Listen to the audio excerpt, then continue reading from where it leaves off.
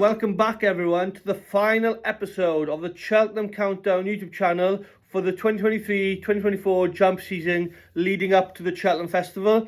It's a week on from the end of the festival, and what a week it was. Some brilliant performances on and off the track, and a masterful display from trainer Willie Mullins yet again.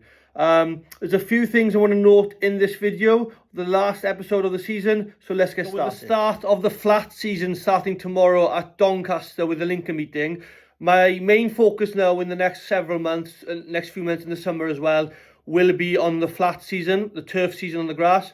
I have a separate account on Twitter that you guys can follow if you'd like. I'll put that in the description down below. It'll be my main profile for the flat season. And then we all start again back in October with the first meeting back at Cheltenham for the 2024-2025 jump season. That'll be again on the Cheltenham Countdown YouTube channel. So I'll be back for that in October. But like I said, my main focus now in the next 7 to 8 months will be on the flat season. Looking back at Cheltenham last week with the festival, I want to note a few horses going forward that I may keep an eye on, maybe for the Aintree Grand National meeting or perhaps next season as well. There's a few performances I want to note, including Lossiemouth in the Mares Hurdle. She was my nap at the festival last week, and she duly obliged by winning the Mares Hurdle. Think she's a massive player in the Champion Hurdle next year, if that's what the route Willie Mullins and Rich Ritchie, the owner, wants to go down. I think she can definitely take on Constitution Hill and State Man in the Champion Hurdle. But whether or not that's the route they go down, obviously, like I just said, remains to be seen. I'm sure that's the route they will go down, because obviously they won the Mares Hurdle last week convincingly. So they should really go now and take on the Geldings in the Champion Hurdle. On the Wednesday, I really liked the performance from Ballyburn in the Gallagher. I think he's a massive talent going forward for Willie Mullins and co. For me, he's perhaps an antepost play now for next season. I'll note some antepost price bets I've had now in the last few days for next season, including at the Cheltenham Festival. So I'll note them down in the next clip. But Ballyburn is one I really want to keep on side for next season. In the Stayers Hurdle on the Thursday last week, I really liked the performance of Tihupu. I was against him at one point, and I was against him all season, in fact. But he did blow me away last week in terms of his performance. I'm coming away from the field in the Stayers Hurdle. And on the Friday, of course, I loved the performance of Galloping Deschamps in the Gold Cup. He jumped for fun, jumped as well as I've ever seen him, in fact. And at Cheltenham, he hammered a good field, I think, towards the end, even with our loose horse that would cause trouble for him up the hill. But the four performances I want to note were Lossiemouth, Ballyburn, Tihupu and Galloping Deschamps. And in the handicap, I really loved the performance of Shake 'em Up Harry in the plate, ridden by Ben Jones for Ben Pauling.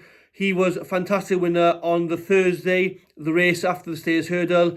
And I think keeping an eye on him, he may perhaps go to the top at Aintree for the Grand National meeting. So I really want to keep an eye on Shake 'em Up Harry for Ben Jones and Ben Pauling. There's 4 anti-post bets now that I really want to discuss and note that I've had in the last day or so. 3 of which now we're going to be on next year's Cheltenham Festival, and 1 will be during the season for the 2024-25 jump season, which starts in October. The one that I'm going to start off with is going to be in the King George on Boxing Day. I was really taken by his performance in the Arkle last week on Tuesday. It's going to be Gaelic Warrior, who I'm going to back at 6-1 in the King George this year at Kempton. I think he's an even bigger player going around right-handed. And with his performance in the Arkle over 2 miles, prior to that he was running over 2.5. So I don't think a step up to 3 miles will be out of the question and will be against him. I still think he's a good enough horse to run over that trip at Kempton. It's quite sharp at Kempton, and it's a flat track-ish. So the 3 miles won't be too hard for him, I don't think. So I do think Gaelic Warrior going right-handed at Kempton on Boxing Day is a massive play. He's 6-1 at the moment with some firms. I'm going to have a play on that in the next day or so. And the 3 after the Cheltenham Festival next year that I'm definitely going to have starts off in the Brown Advisory Novices Chase. I think Ballyburn at 12-1 with a firm that I've had a bet on is an exceptional price, because if he goes there on the day, and if he's campaigned over 3 miles next season around that trip, I don't think he'll be 12 to 1 on the day whatsoever. He may even be as short as odds on if he does go there. If he has a good enough campaign, a good enough season leading up to Cheltenham next year, he will not be 12 to 1 on the day for the Brown Advisory. So I'm going to have a play on that. Ballyburn in the Brown Advisory and Officers Chase. The third bet and the second of the Cheltenham Festival next year is going to be in the Stairs Hurdle again. I'm going to back T Hoopo, who's 4 to 1 with a firm I like at the moment. Think if he stays injury free, if he has a good enough campaign leading up to Cheltenham next year, I do think he'd be the rightful favourite again for the Stairs Hurdle. And the last play again, I'm going to side with him in the Gold Cup. Is going to be Galloping the Champ at 3 to 1. Think he's going to win again next year for the third time at the Cheltenham Festival. The third time in the Gold Cup, the fourth time at the Cheltenham Festival. I can't see anything coming from Novice Company, even Factor 5. I can't see him beating Galloping the Champ, to be honest. And at this moment in time, I do think he's bomb-proof to winning another Gold Cup. So the 4 bets I'm going to have anti-post plays for next season's jump season is going to be Gaelic Warrior in the King George, Ballyburn in the Brown Advisory, T Hoopo in the Stairs Hurdle, and Galloping the Champ in the Gold Cup. So my new Twitter profile for the flat season on Twitter, there'll be a link in the description underneath for you guys to follow if you'd like, as I said earlier. And the Cheltenham Countdown YouTube channel will be back in October, maybe September perhaps. I might get a video in September leading up to the October opener at Chepstow. However, the Twitter page for the Cheltenham Countdown will still be active throughout the year, throughout the summer. I'll still have some selections and bets I'll post on for the Aintree Grand National meeting, for the Punchstone Festival. There's a few races at Fairyhouse and obviously the Galway meeting coming up soon. I'll still post bets for those meetings. But like I said earlier, I do love the jumps as well as the flats.